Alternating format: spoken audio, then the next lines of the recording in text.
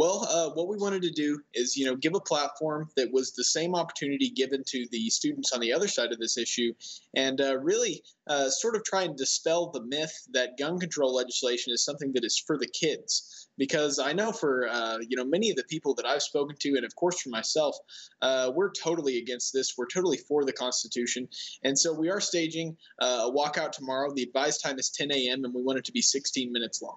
16 minutes long, and what's the significance of the 16 minutes?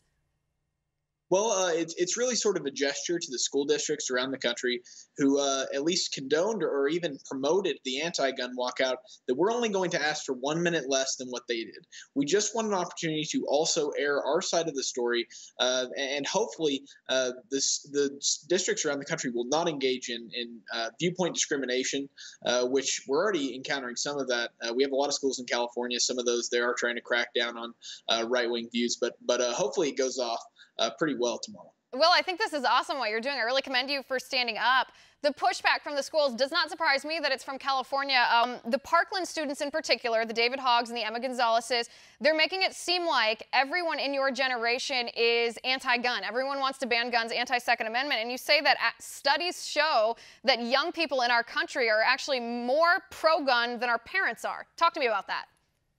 Right. I think that, what you're seeing from the mainstream media is nothing less than lying by omission.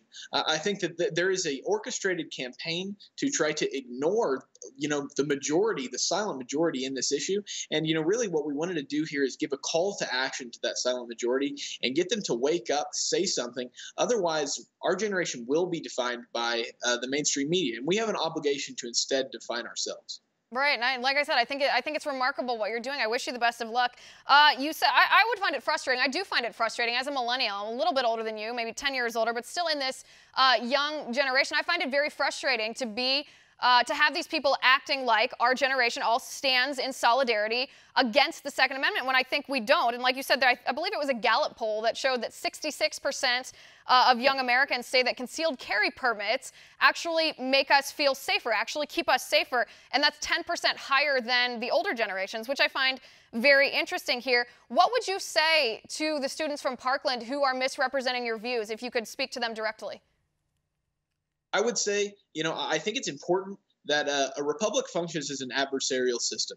So I think, it's like a court case. You need to have the prosecution and the defense before you try to reach a valid verdict. So I think it's fine that they aired their views, but I think now it's time for someone else to step up and give the other side of the story.